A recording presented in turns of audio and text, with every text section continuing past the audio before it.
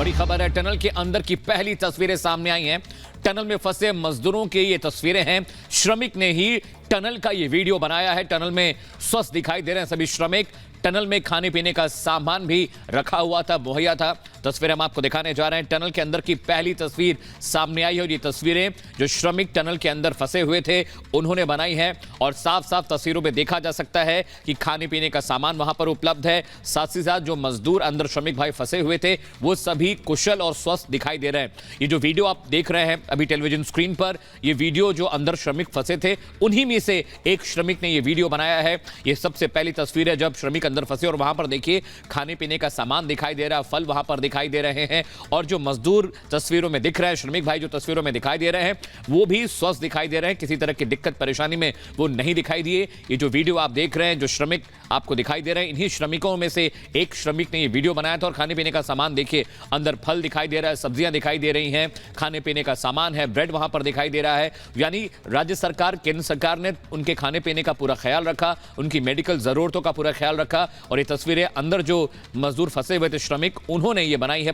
और जो पानी के बॉटल्स आपको दिखाई दे रहे हैं, फ्रूट्स आपको वहां पर दिखाई दे रहे हैं। यानी हर तरह की जो जरूरत की चीजें थी उसे मजदूरों को सरकार ने मुहैया कराया था, चाहे वो दवाइयां रही हो, चाहे खाने पीने का सामान रहा। और देखिए जो मजदूर आपको तस्वीरों में दिख रहे हैं वो भी स्वस्थ दिखाई दे रहे हैं और मजदूर देखिए रहने पीने खाने की जो जरूरत की चीजें थी उनको दिखा भी रहे हैं।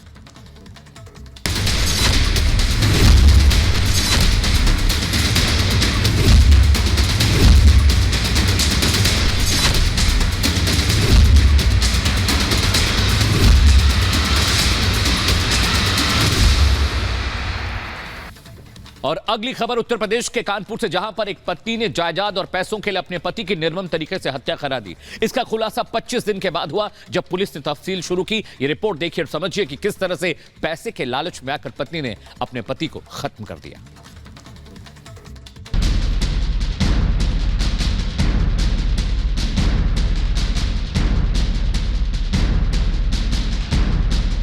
पैसे और जायदाद के लिए एक महिला ने अपने पति तक को नहीं बख्शा।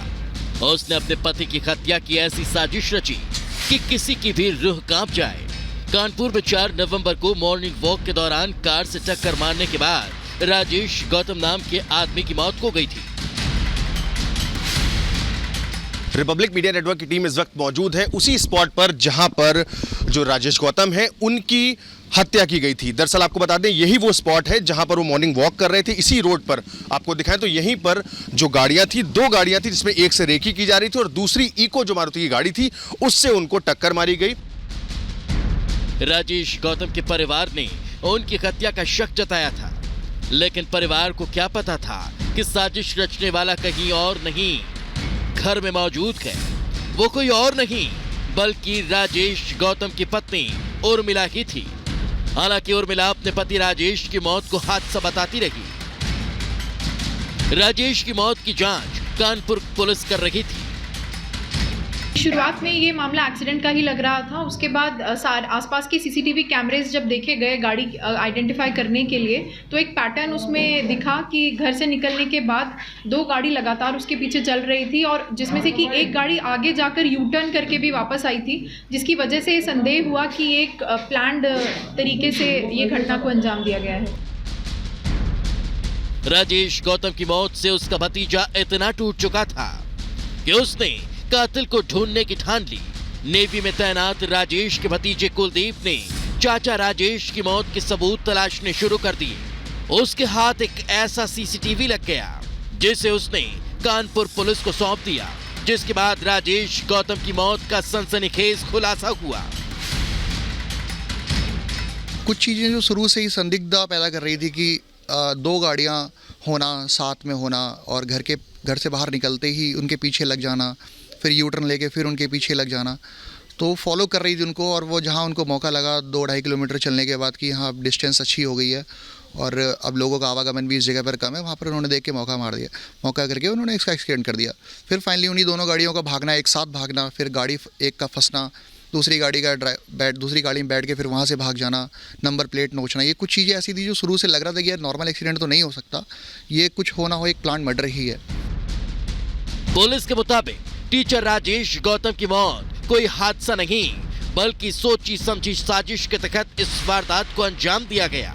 पुलिस के मुताबिक इस वारदात में राजेश की पत्नी उर्मिला उर्फ पिंकी, उर्मिला का प्रेमी शैलेंद्र सोनकर, शैलेंद्र का ममेरा भाई और उसका ड्राइवर शामिल थे। ये सेन पश्चिम पारा क्षेत्र में रोड एक्सीडेंट की रिपोर्टिंग से शुरू होता है और रोड एक्सीडेंट के बाद जब प्लेस ऑफ ऑकरेंस पे हमारे थाना प्रभारी और पुलिस की टीम गई थी तो वहाँ पे कुछ लोगों ने हमें एक इंडिकेशंस दिए थे कि जो एक्सीडेंट करने वाली गाड़ी है उसका ड्राइवर साथ में चल रही गाड़ी में जाकर दौड़कर बैठ करके निकल गया।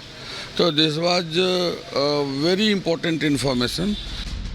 पुलिस ने बताया आरोपी उर्मिला के अवैध संबंध भी थे और उसने अपने पति की मौत सिर्फ अपने अवैध संबंध बरकरार रखने के लिए ही नहीं की, बल्कि पैसे के लालच के लिए की।